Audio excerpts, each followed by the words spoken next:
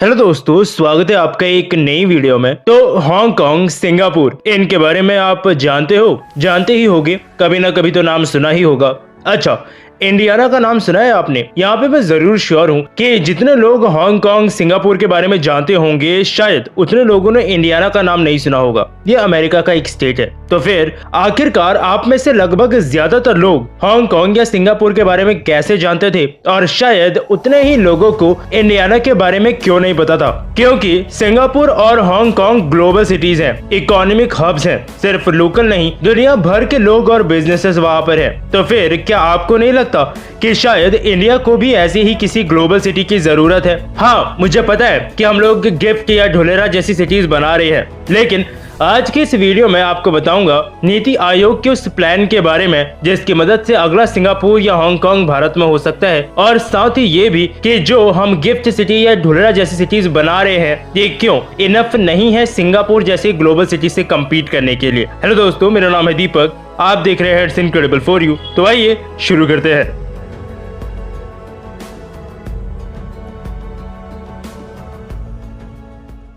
तो सिंगापुर या हांगकांग की बात करें तो ये चीज आप नोटिस करोगे कि ये दोनों आइलैंड में हैं। मतलब इनके चारों तरफ ट्रेडिंग वगैरह के लिए मस्त समंदर है, और आज के टाइम पे लगभग पूरी दुनिया का कुछ ना कुछ हिस्सा इन हांगकांग जैसी सिटीज के अंदर है। अब मैं हांगकांग को सिटी बुला रहा हूँ तो इसका मतलब ये मत समझना कि मैं इसे चीन के साथ रिलेट कर रहा हूँ किसी भी तरह से। अभी खैर इस वक्त तो वैसे ही वो एक स्पेशल एडमिनिस्ट्रेटिव रीजन की तरह काम करता है, और भविष्य में क्या होगा उसका मैं अभी कुछ भी नहीं बोलूंगा। लेकिन इतना तो आप भी समझते हो कि अगर हांगकांग जैसी कोई सिटी इंडिया के अंदर हो तो इंडियन इकोनॉमी कतई एरोप्लेन के इंजन की रफ्तार से भागेगी। लेकिन इन तरह की सिटीज को बनाना कोई आसान काम बिल्कुल नहीं है। अगर आपको याद हो या आपने देखी हो तो मैंने एक वीडियो बनाई थी mega projects going to complete in 2021 करके, और उसमें मैंने एक चीज बताई थी कि इंडियन गवर्नमेंट अंडमान और निकोबार आइलैंड को मालदीव्स की तरह डेवलप करना चाहती है, क्योंकि उन आइलैंड्स में ये पोटेंशियल है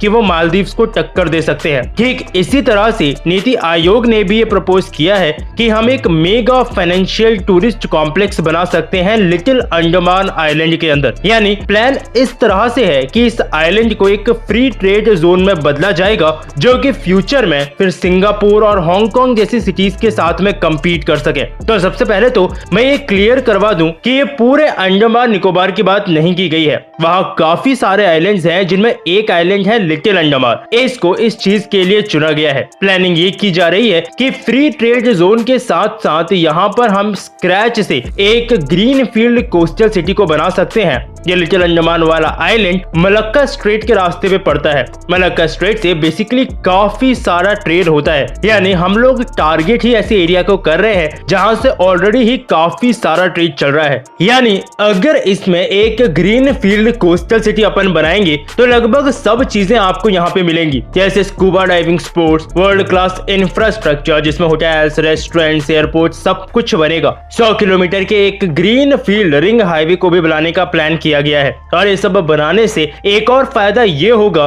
कि यहाँ पे इंडिया का इन्फ्लुएंस और बढ़ेगा। इंडियन ओशियन में वैसे ही इंडिया का काफी इन्फ्लुएंस है, और ये बात चाइना को हमेशा से ही चुभती रही है, और इसीलिए मलक्का स्ट्रेट का अल्टरनेटिव उन्होंने पाकिस्तान के रास्ते ग्वादर पोर्ट से निकाला है। वैसे एक बार पहले भी लगभग 70s के टाइम पे ये डिस्कशन हुआ था कि ऐसा एक सो कॉल्ड ग्लोबल सिटी हमें डेवलप करना चाहिए। उस वक्त भी चुना अंडमान और निकोबार को ही गया था, लेकिन उस वक्त शायद इंडिया के पास कुछ ऐसी चीजें थी जो ज्यादा प्रायोरिटी पे थी। शायद उस समय तक प्रॉपर लिबरलाइजेशन भी इकोनॉमी का नहीं हुआ था, तो कितना ये सक्सेसफुल रह पाता ये कहना भी मुश्किल था। लेकिन अगर आज के समय में इसमें स्टेप्स उठाए जाते हैं तो कहा जा सकता है कि ये काफी हद तक सक्सेसफुल रहेगा। प्लानिंग इस तरह से है कि आइलैंड को प्रॉपरली 3 जोन्स में डिवाइड करेंगे, जिसमें पहला जोन होगा जोन 1 लिटिल अंडमान का ईस्ट कोस्ट, यानी पूर्व वाला हिस्सा जो समुद्र के साथ में है, इसे जोन 1 में डेवलप किया जाएगा। लगभग 102 स्क्वायर किलोमीटर का होगा ये, और इसको फाइनेंशियल डिस्ट्रिक्ट, टूरिज्म और हॉस्पिटल डिस्ट्रिक्ट की तरह डेवलप करने का सोचा गया है। जोन 2 कवर करेगा लगभग 85 स्क्वायर किलोमीटर का एरिया,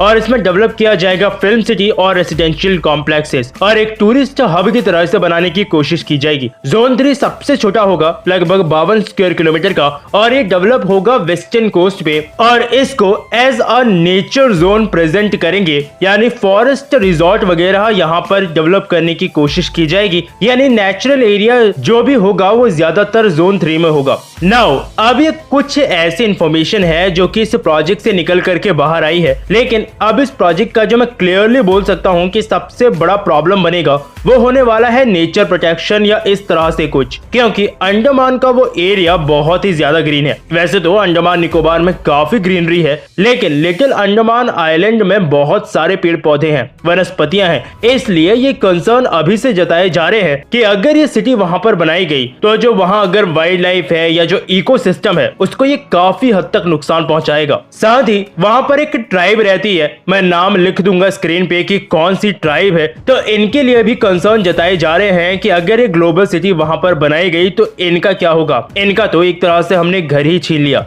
एक और चीज जो कि कंसर्न दे रही है वो ये कि बोला जा रहा है कि अगर इतनी प्रॉब्लम्स है, ऊपर से थोड़ा सा ये सिटी मेनलैंड हमारे इंडिया से भी दूर होगी, तो क्यों ना किसी साउथ के ही स्टेट को या किसी ऐसे स्टेट को जिसके पास अच्छा खासा कोस्ट लाइन हो, उसी की किसी सिटी को ऐसे डेवलप कर लिया जाए, क्योंकि वहां इतना ज्यादा एनवायरमेंटल प्रोटेक्शन इन सब को लेकर दिक्कतें भी नहीं होंगी। मतलब ये बोला जा रहा है, और ये प्रॉब्लम एक्चुअली सिर्फ कहने के लिए ही नहीं है, बल्कि सच में ये एनवायरमेंट वाली प्रॉब्लम इस प्रोजेक्ट में आ सकती है। और अब इसके अलावा मैंने ऊपर एक और चीज बोली थी कि हम फिर गिफ्ट सिटी क्यों बना रहे हैं। ढोलरा जैसी सिटी पे मैं काफी बार अपडेट्स देता हूं, तो इतना पैसा खर्चा करके इन सिटीज को बनाने का क्या मतलब है अगर ये ग्लोबल सिटीज जैसी उभर के नहीं आ पाएंगी। तो पहली बात तो मैं यही कहूंगा कि ऐसा बिल्कुल मैंने नहीं बोला है कि ये ग्लोबल सिटीज नहीं बन सकती। पहले कंप्लीट तो हो जाए, वैसे फिर देखते हैं कि हम क्या करेंगे। लेकिन ग्लोबल सिटीज एक्चुअली सिर्फ बड़ी बड़ी इमारतों से नहीं बनती, ना सिर्फ इन्वेस्टमेंट लाने से बनती है। सिंगापुर या हांगकांग ग्लोबल सिटीज क्यों है? क्योंकि आपको एक छोटा सा ग्लोब, एक छोटी सी दुनिया